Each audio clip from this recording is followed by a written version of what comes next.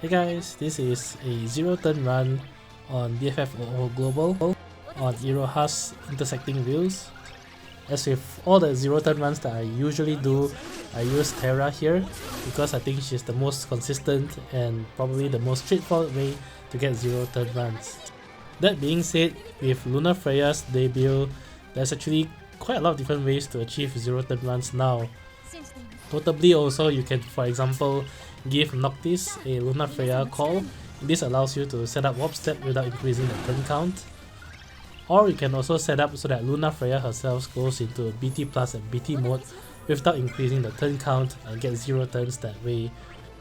For me, I think I like this way the most because as long as you set up the turn order of having Luna followed by Selphie followed by Terra, you can complete all your setup by the time you reach Terra's turn, by which end you can just go into her usual BT mode or LD meltdown until the end of the fight. So I think that's a bit more straightforward and less reliant on looking at the turn order very strictly or turn manipulating with Rain's call or Onion Knight call and such. In any case, on Lunafreya's first turn, and you need to reset until the turn order is Lunafreya followed by Selphie, you can remove Selphie's starting speed buff. She has a passive that allows her increased speed at the start of the fight, and this increases the likelihood that Lunafreya will start first.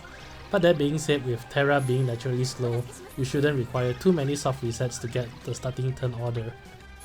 So at the start, what I did is have Heavy Prayer on Selphie, followed by S1, and then using the Dark Knight Cecile call into Lunafreya's LD. Dark Knight Cecile call is used here mainly for the launch because I need to get a full summon meter by the end of Lunafreya's turn, otherwise she will increase the turn count. So Dark Knight Cecile I think is best because you only need one launch, and at least his LD call also inflicts a nice debuff on the enemies as well.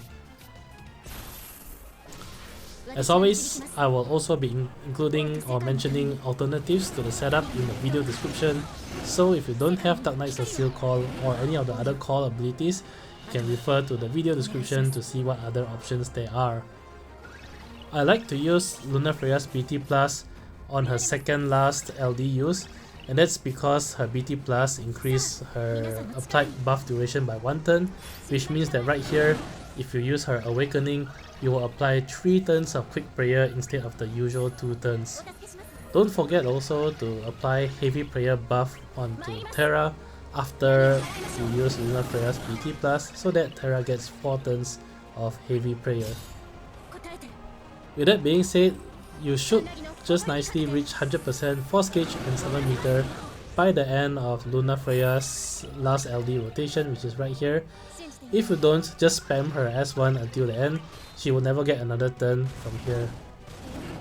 The 6 turns inside Summon mode will be Lunafreya S2 to end her turn, Selphie using the Keiss LD call, Selphie using the wall, Selphie using LD, followed by Kain using LD and Kain jumping into the air. This is a total of 6 actions, and you are guaranteed to be able to fit all 6 of them in as long as you follow the turn sequence so far.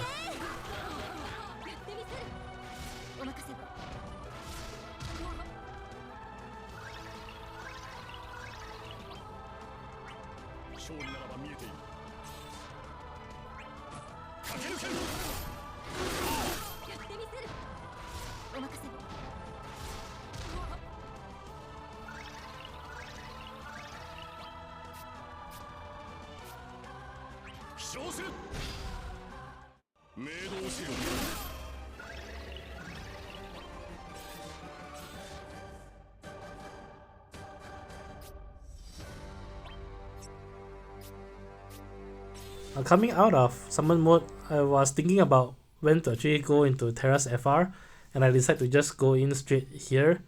On hindsight, I think probably a better play is to first go into her BT Plus, get 10 turns of BT Aura, and then go into 1 round of her LD Meltdown spam first, before going into another LD into an FR. And this way you get maximum use out of her BT Plus Aura. If you go straight here into BT Plus, right into BT mode, you sort of waste a few turns of a BT plus aura because you only need 7 turns for the BT mode, and she starts off with 10 turns of BT plus aura, so there's a couple of turns that you actually essentially go to waste. That being said, I think the difference isn't that big, and if you have 5/5 Ultima weapon on Terra, it doesn't really make a difference. You should still very easily to be able to comfortably finish the fight at 0 turn count. Also, if you're not too fast about turn counts, you can also just use the same strategy, and by the end of it all, both bosses will be so significantly delayed that even if you can't finish them off, you can just take your own sweet time to slowly whittle down the boss's HP to 0.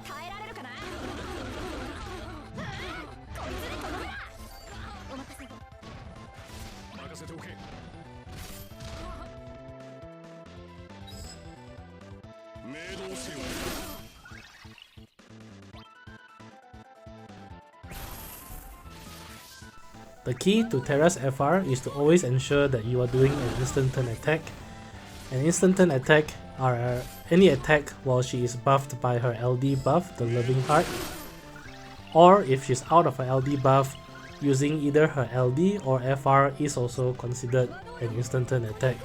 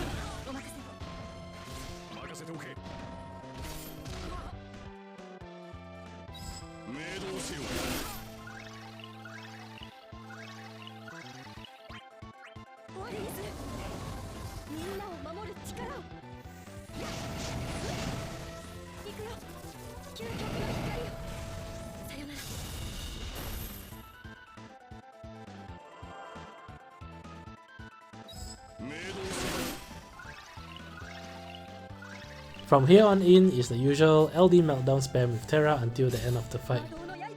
But if you look near the end of the fight, the last few rounds I actually had Terra doing damage without her BT aura because by then the BT aura has expired. So that is the main reason why I was thinking it's probably better off to go into one LD meltdown rotation after using her initial BT plus before going into a BT mode. This way you sort of stretch out the number of turns where her BT plus aura is active. So that should be a more optimal approach, but the difference is pretty small, I would say.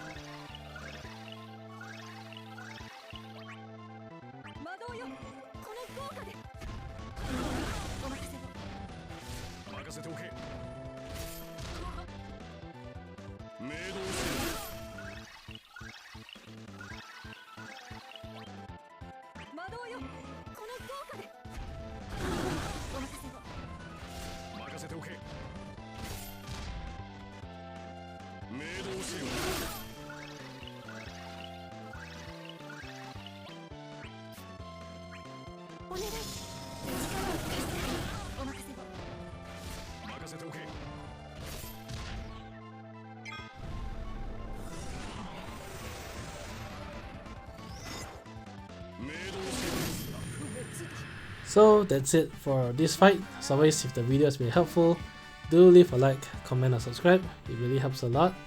But then I'll see you guys in the next Shinryu fight. Bye!